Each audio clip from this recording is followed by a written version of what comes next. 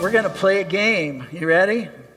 You ready? It's a really easy game. It's a matching game. Here's how it's going to work. Each of us pastors that are on staff, including our church planting pastors, Pastor Danilo and Pastor Dale, each of us have been blessed with sons in our families. And that's the way I feel about it, Zach. And some of us have been blessed with daughters as well. And we're thankful for that. But not all of us have daughters, but we all have sons. And so we're going to use the boys in this little game we're about to play. And what we're going to do is we're going to put pictures up. And we're going to put pictures of all the pastors. We're going to put pictures of all, or at least one of our sons from each family. You cannot cheat. No talking across the table. No looking at anybody else's answers. None of that, all right? No cheating. This will be really, really easy for some of you because you know all of us. And others of you, especially if you're new around here, it's going to take a little work on your part, okay? So, you ready? You ready? You're going to have about 30 seconds. No talking. Ty, you're already talking. I can see it. Yeah, just because you cover your mouth doesn't mean you're not talking, all right? So, all right, go. Here we go. You got 30 seconds. By the way, you have a little place to write these down in your sermon notes if you want them, or you can do it somewhere else.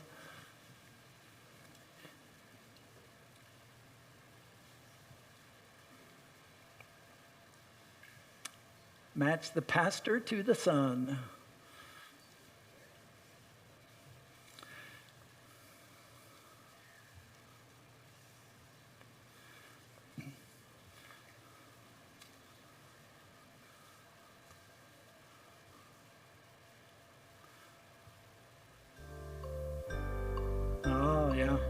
Little Jeopardy music. All right.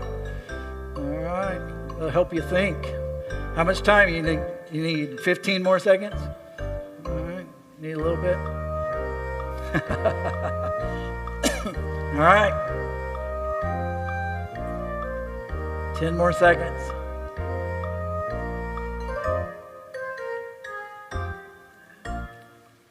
That's enough right there. A good place to stop. How'd you do? 7 out of 7? No, you don't know yet. We'll tell you in a second. Linda, come and help me, all right? She is the official answer lady. So you tell us who belongs to who, all right? Didn't warn me about this, but number 1 is Stephen Tater, which belongs with B, John Tater. Number 2 is Ben Atwell, belongs with Joel Atwell, which is E. Oh, I'm doing it wrong, aren't I? Nope, you're good. No, I'm right. Okay. You're good. 3 is Lucas. Aguilar. Yeah. Belongs to G, which is Danilo. Mm-hmm. Number 4 is Grayson, belongs to F, Rob Click. And number 5 is Preston, belongs to A, Dale Samuels. Number 6 is Truett Clough, belongs to D, Brandon Clough. And number 7 is Kyle Tyler, belongs to C, Margaret Tyler. All right, thank you. Give it up for Vanna. Actually, she's back there. Vanna's back there, but we have a real Vanna back there. This is imposter Vanna. 7 out of 7. Anybody? Oh, yeah, several of you. 6 out of 7. Yeah, a few of you. Yeah, 5 out of 7. We won't go any lower than that. All right. But just for playing, you're all winners. Okay. So there you go. Take one, pass it along. All right. Everybody's a winner. There you go. You get a prize. Everybody gets a little candy bar. So there you go. If you did not get Danilo and Lucas, don't take a candy bar. You don't deserve a candy bar if you didn't get Danilo and Lucas matched together, okay? Because he is the mini-me of all mini-me's. Here's a question for us, okay? This had something to do with something, so here's a question for us, especially for those of us who would understand ourselves to be children of God. If we had a picture of God and a picture of you or me, would there be enough family resemblance for people to recognize the connection? That's the question.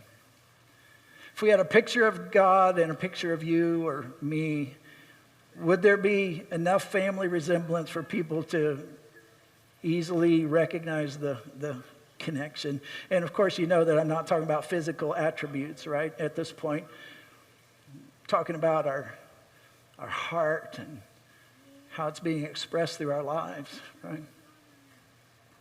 Our scripture passage today really has everything to do with that. Specifically about what is the most distinguishing feature, what is the most distinguishing characteristic of those who would be recognized as sons or daughters of God. It's found in Matthew chapter 5, verses 43 to 48. Let me set the context really quickly, especially for anybody who hasn't been traveling with us in this series up to this point. The Gospel, according to Matthew, is the first book in the New Testament. It's written by one of Jesus' earliest disciples, one of his earliest followers, named... Not a trick question. The Gospel, according to Matthew, is written by one of Jesus' followers named... There you go, all right. And during these weeks, we've been studying a particular section of Jesus' teaching, and this section is located within the broader context of Matthew chapters 5, 6, and 7, which is commonly referred to as the Sermon on the Mount. And the reason it's called the Sermon on the Mount is because it's some teaching that Jesus did one day to his disciples and the crowd that had gathered, and he taught from a hillside, and thus the name Sermon on the Mount. But in this particular section, this section within the Sermon on the Mount, it's referred to by biblical scholars as the six antitheses. And they're called the six antitheses because 6 times Jesus makes these antithetical statements. He sets 2 things in opposition to each other, and he does it by saying, "You have heard it said, but I say to you." And as we've studied these 6 antitheses, we've been building the case that what Jesus is up to here is that Jesus is not making new rules, right? He's not like sharpening his pencil and raising the bar for legalistic rules. He's not making new rules. He's not making new, narrower, more stringent rules to be followed with a whole new level, white-knuckle legalistic rigor. That's not what he's doing. Rather, he's pointing to a new way. These are not new rules. It's a new way. It's a way that he himself is making possible to us by his own life and death and resurrection from the dead. Dr. Dallas Willard says the Sermon on the Mount isn't just about us. It's about Jesus himself. This was the blueprint for his life. It just isn't just about how to behave. It's about discovering the living God in the loving and dying Jesus and learning to reflect his life ourselves into the world that needs it so badly. We're calling it the even better life. A life that emerges from a heart that's being formed, actually being transformed in relationship with Jesus by the work of God's Spirit in us, being transformed to reflect the true inner goodness, the righteousness of Jesus, because that's the life God wants for us. It's the even better life. And today we're looking at the 6th of these 6 antithetical statements, which reads this way. Matthew chapter 5, verse 43, Jesus says, "You have heard that it was said, 'Love your neighbor and hate your enemy.'" Let's stop there for just a moment, shall we? Like who, when, where was this said? Love your neighbor, hate your enemy. And Well, in the Old Testament, what we call the Old Testament, is the Jewish scriptures, the Hebrew scriptures. And in the Old Testament book of Leviticus, chapter 19 and verse 18, we read these words: "Do not seek revenge or bear a grudge against anyone among your people," keywords, "among your people, but love your neighbor as yourself. I am the Lord." And so there in Leviticus, that's where they get the first half that Jesus refers to when he says, you've heard it said, love your neighbor. It comes from places like Leviticus chapter 19 and verse 18. The second half, that hate your enemy, is actually not found anywhere in the scripture. It just kind of emerged over time as kind of the flip side of the coin, right? You love your neighbor and you hate your enemy. And so Jesus says, you've heard it said, love your neighbor and hate your enemy. But I tell you, verse 44, love your enemies and pray for those who persecute you, that you may be children of your Father in heaven. Jesus says he causes, your Father in heaven causes his sun to rise on the evil and the good, and sends rain on the righteous and the unrighteous. Theologians sometimes refer to that as common grace. Common grace. It's the grace of God that's extended to everyone, just common life. The rain and the sunshine and the gifts of God. I see the evidence of your goodness all over my life. Right? Verse 46, if you love those who love you, what reward will you get for that? Or not even the tax collectors? And, if you really wanted to say like slime balls, right? In the New Testament, that's the word you use, tax collectors. Are not even the tax collectors doing that? I mean, they love those who love them. And if you greet only your own people, what are you doing more than others? Do not even pagans, the godless, don't they do that? And so based on these words of Jesus, what would you say is the most distinguishing feature, the most distinguishing characteristic of someone who belongs to the family of God, someone who's a child of God? What's the most distinguishing characteristic? Love, maybe. And not just easy love, not just love for those who love me, but even difficult love for those who hate me, or for those whom I might otherwise hate. Let me ask you this. Who is your enemy? Or who are your enemies? Take a moment. Just think about it for a moment. All right? Usually you don't have to think too long. They just kind of come to mind. Who are your enemies? Is there someone somewhere in your life that's just really done you wrong? Chances are, if you live very long, you'll have somebody like that somewhere that shows up in your life. They just really have done you wrong. That happens. It's just part of the world in which we live. Sometimes there are people who really, really do us wrong. Sometimes there are people who cheat on us. Sometimes there are people who steal from us. Sometimes there are people who lie to us or lie about us. Sometimes there are people who trash our reputation. Sometimes there are people who cause bodily harm to us or to someone we love. Sometimes there are people who deny us the promotion we really should have gotten at work. Sometimes there are people who stir everybody up against us in the HOA, those places that are really from hell, the homeowners association, but just all kinds of stuff. Is there someone who's done you wrong, or for whatever reason they've just positioned themselves kind of as your enemy in life? Or maybe there's someone or a group of someones whom you, for whatever reason, you've placed them on your enemy list. for whatever reason, maybe because of their ethnicity, maybe because of their political affiliation, or because of their religious beliefs, or because of their citizenship status, or because of their sexual identity, or because of their socioeconomic status, or because they're Raiders fans. Actually, that one's legit. So I wish Danilo was here so I could tell him that. But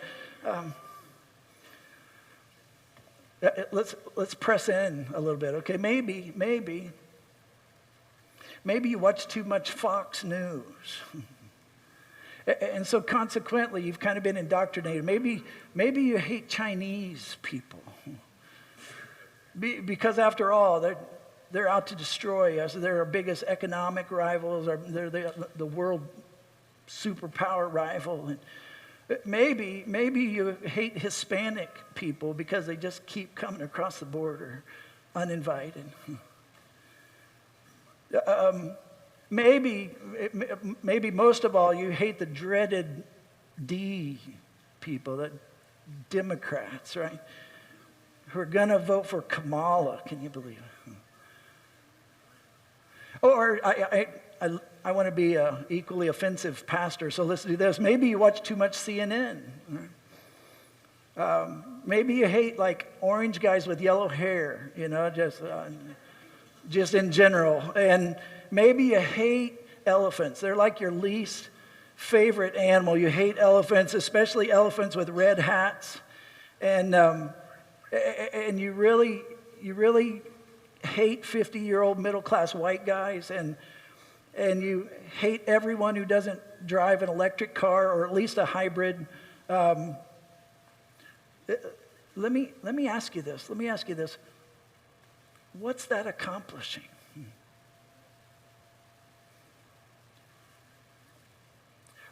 What's your hatred accomplishing? What's it accomplishing for you? Besides maybe like giving you an identity, something to live for, some people to hate. What's it doing for them? What's it doing for the world? Is it leading to the even better life for anyone? Jesus says here, for truly, truly the children of our Father in heaven, there's a distinguishing feature that's easily recognizable. And that distinguishing feature that marks us as children of our Father is not hatred. It's love. Even for our would-be enemies. Those of you who know well the Greek language, it's just none of us, right? The ancient Greek language, so that's none of us, probably. But the ancient Greek language, it was the earliest, it's the language of our earliest manuscripts of the New Testament. And they tell us, in the early Greek language that there were 4 common words in the Greek language that are all translated by one word in the English language. And that one word is the word love. And because the Greek language has 4 different words that are all translated by this one word, then sometimes gets lost in translation a bit. We lose the nuances of meaning that's found in the original Greek language. And those 4 Greek words translated love, the first one is storge. And storge is like familial love. It's the love of a parent for their child and vice versa. It's familial love. The second is eros, from which we get like our word erotic and whatever, but it's like romantic, sexual kind of love. And then there's philia, which is friendship love or brotherly love, like the city of Philadelphia is the city of brotherly love, right? And then there's agape. Agape is someone defined it as unconquerable benevolence, invincible goodwill, always seeks the good of the other. Here's a question for you. Which word do you think Jesus used here in our passage? when he said, love your enemy. Jesus says, but I tell you, agape your enemy. Have invincible goodwill toward even your enemy. Always seek their good. Always seek their best interests. Speaking of enemies, as you imagine, I've done a lot of weddings through the years. That's kind of a joke. Usually they're not enemies at the beginning. Sometimes they end up that way later, but hopefully not. The most recent wedding I did was just a couple weeks ago. Jillian and Tanner. Are they here? Are you here? Oh, there you are right there. And you already left Tanner at home. All right? So I told you. See? Congratulations, but let's give it up for Jillian and Tanner.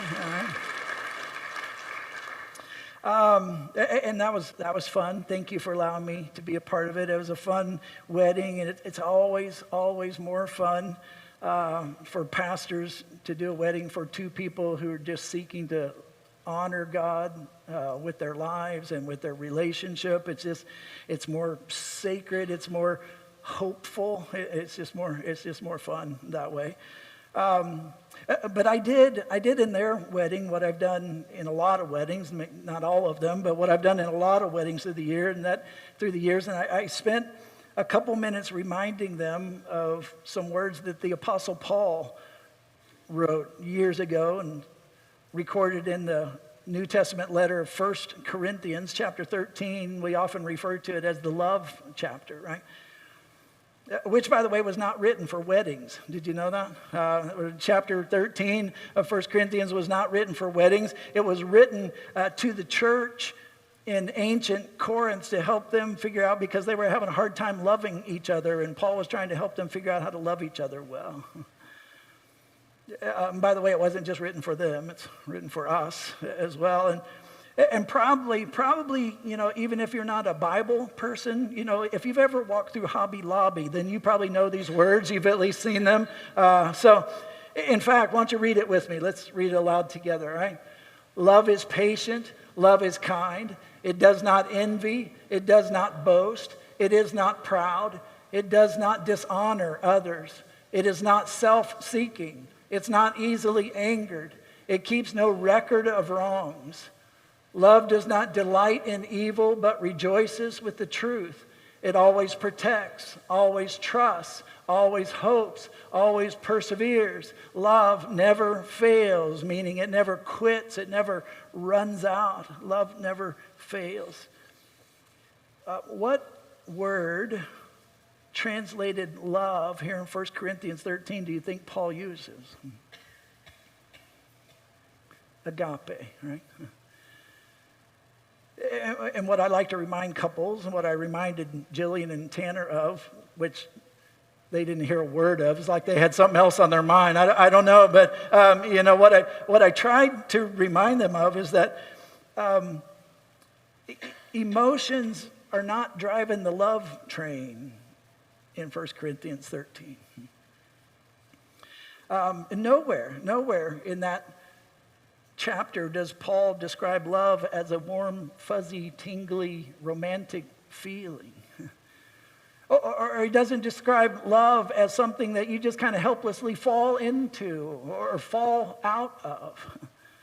Rather, Paul talks about love as an intentional way of treating someone, many times in spite of our emotions. That emotions are the caboose. Remember, they used to have cabooses on trains. Some of you, if you're old enough, you remember cabooses. But love is the caboose. It's not the engine. Emotions are the caboose. They're not the engine. It's an intentional way of treating someone. It's an intentional decision of the will to seek their best interest, even if I don't like them very much at the moment. And Jillian, that probably hasn't happened to you yet, but it will. There'll be moments where you just won't like him all that much, and you can still love him. Ask my wife. There are moments where you just don't like him very much, but you can still love him. In fact, that's why Jesus could say in John's gospel, John chapter 13 and verse 34, read this verse with me, would you? A new command I give you, love one another. As I have loved you, so you must love one another. What word translated love do you think Jesus used here in John chapter 13, verse 34? Agape, right? And that's why Jesus could command love. If love was a feeling primarily, then Jesus couldn't command love. You can't command feelings. I mean, we're not, helplessly, hopelessly victims of our feelings. We can kind of direct them, but you can't command a feeling. You just kind of feel what you feel, right? But agape is not a feeling. It's an intentional decision. It's a decision of my will. It is invincible goodwill toward another person to seek their best interest, even if you don't like them very much at the moment. And that does not mean that we always agree. And that does not mean that we always capitulate to their way of thinking. And it doesn't mean that we always cave. It doesn't mean we always just lay down. It doesn't mean we surrender our convictions. It doesn't mean that there are never any consequences for actions. It doesn't mean that we never feel disappointed or angry or hurt. It doesn't mean any of that. It just means that ultimately, with God's help, because he is forming the heart of Jesus in us, ultimately we seek their best, as Jesus did, as Jesus does. And sometimes it's a really difficult discernment process to figure out what does it look like in this moment, in this situation. That's why rules don't do it, guys. What does it look like in this moment? What's it look like in this situation to seek their best? What's it look like to love them in this given situation?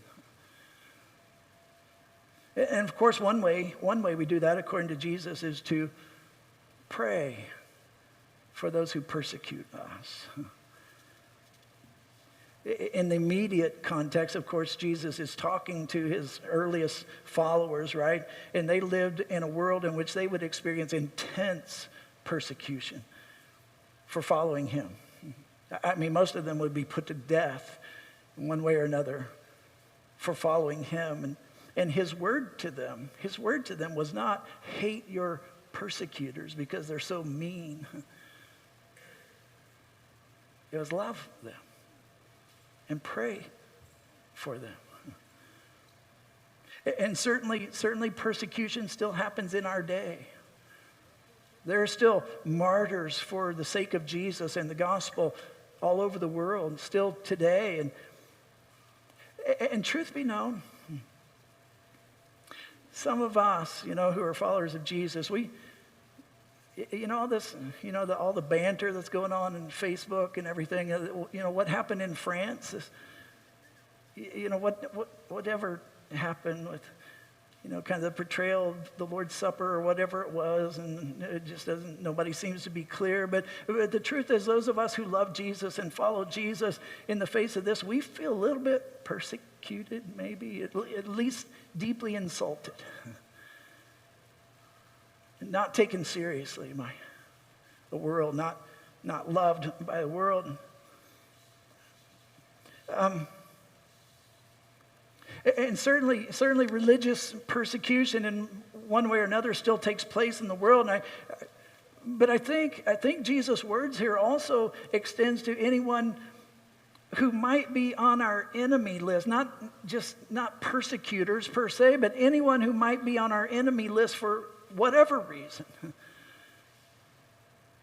And to pray for them, as Jesus taught us, to love them and to pray for them does not mean to pray for their demise. You guys have heard the song, right?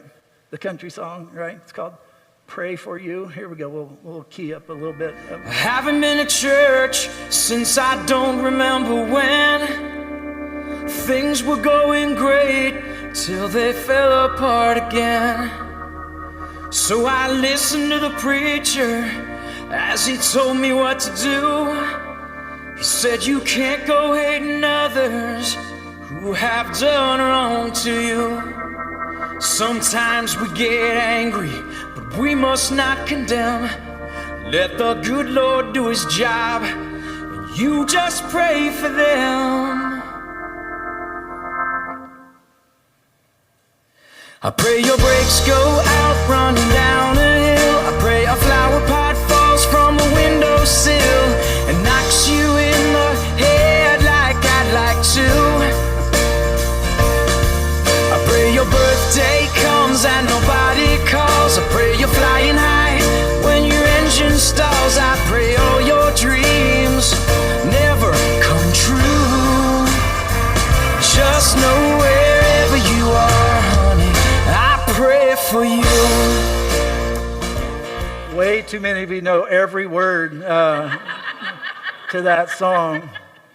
Let me just say, that's not it, guys. That's not it. That's not what Jesus was talking about when he said, pray for those who persecute you. And oftentimes that, I know, that's our immediate gut reaction sometimes, right? In fact, there's even prayers like that. If you can find them, and they're called the Psalms. Sometimes they're prayers, people in the Psalms are like, I pray that you'll bash their heads against a rock, and and as the psalmist is working through this stuff, but that's not it. Jesus invites us to a better way, an even better way. He invites us into a life-giving way, a way that's life-giving for us. A way that's life-giving for our would-be enemies. A way that's life-giving for the world. The way of Jesus, guys, the way of Jesus is the way of light and life. And it gives life to the world when we live in the way of Jesus. Remember the words Jesus spoke earlier in the Sermon on the Mount when we looked at this a couple weeks ago. He was saying, this is the kind of people you've been called to be. This is your vocation. This is your calling. This is who you are to be. You are the salt of the earth. You're intended to be a preserving, flavoring, thirst-producing people in the world. And you're the light of the world. He said, let your light shine before others that they may see your good deeds. In other words, that they may see the family likeness in you. That when they see your life, they'll see the family likeness. Jesus says that they may see your good deeds and glorify your Father in heaven. In fact, that's what the last verse in our passage is really all about. Chapter 5, verse 48, Jesus said this, be perfect, therefore, as your heavenly Father is perfect.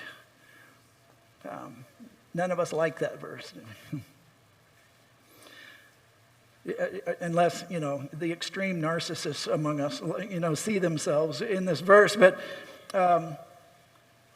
most of us, when we read that verse, we kind of smirk a little bit to ourselves, or maybe not even to ourselves. And we like, yeah, right, perfect, schmurfect, right? I'll get right on that in Jesus. But actually, there's some important truth that kind of gets lost in translation here too. And this is not a cop-out; it's just the truth. What do you think of when you hear the word perfect? What do you think of? Probably like flawless, right? Without defect. Maybe if you think about it in the realm of like morality, maybe think absolute moral perfection, absolute moral flawlessness. But that's really not what's going on here. The Greek word that's translated perfect is the word teleos. Listen to what the New Testament scholar William Barclay says about this. He says the Greek idea of perfection is functional. A thing is perfect if it fully realizes the purpose for which it was planned, designed, or made. It has nothing to do with abstract, philosophical, or metaphysical perfection. Teleos is the adjective form of the noun telos. Telos means end, purpose, aim, goal. A thing is teleos if it realizes the purpose for which it was planned. A person is perfect if she realizes the purpose for which she was created and sent into the world. Question: why were you created and sent into the world? In the first book of the Bible, in the first book of the Old Testament, Genesis, we're told that we were created, what? In the image of God, male and female, he created them. In his image. We were created in the image of God to bear witness to who God is, to carry his image into the world, to bear witness to who he is with our very lives. That's our purpose. That's our life mission. Jesus called it being salt and light, that people might see our good deeds and glorify our Father who's in heaven. Our purpose is to reflect the life and love of Jesus, to be a chip off the old block, as it were. And we don't get there by rigid rule keeping. We get there in relationship with Jesus as his heart is formed in us from the inside out, so that we and everyone else, even our enemies, might somehow, by God's grace, know the reality of an even better life. One final story. Going to invite the band to come as we wrap up here. Some of you who have been around here for a long time, part of Grace Community. Perhaps you remember David and Karen Moore. They were a part of us for a number of years, and they're not around here anymore. But I'll never get over David's story.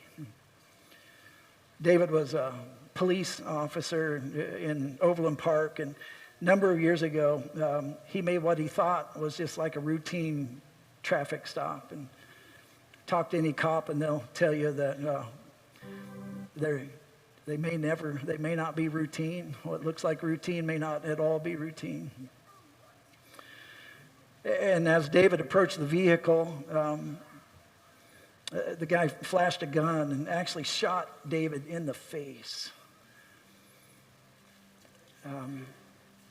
Long story short, David survived. Miraculously, he survived. He continued his police work. And however, as you can imagine, his anger and bitterness toward this guy who shot him in the face found a lodging place in his heart. And bitterness just became deeply rooted in David's heart toward this guy. Understandably so, right?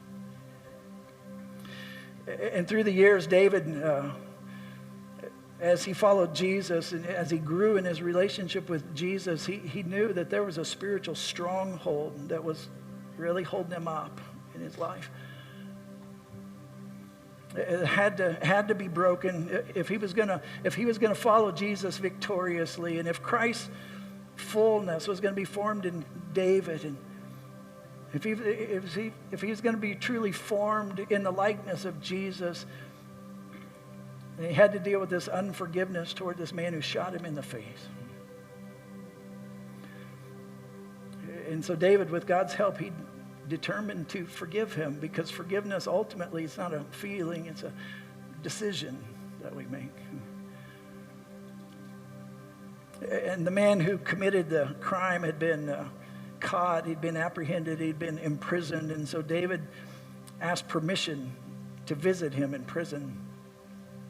And the authorities, as you can imagine, they were a little reluctant at first, because they didn't know for sure what David's motives were. Eventually, he was given the okay, and by the time David went to visit his shooter in prison. He had been there for 10 years. However, come to find out, David was his first visitor. He'd been there for 10 years, and David was his first visitor. And again, long story short, by God's grace, David told the man who had shot him in the face on purpose and nearly took his life, he told him, I forgive you. And Jesus died for you. And then over the next couple of years, David kind of rallied the troops around here. And so a bunch of us, when it was that guy's birthday, we'd send him a bunch of birthday cards. And when it was Christmas, we'd send him a bunch of Christmas cards. And we were just trying to find ways to love on this guy. I don't know how that story ends.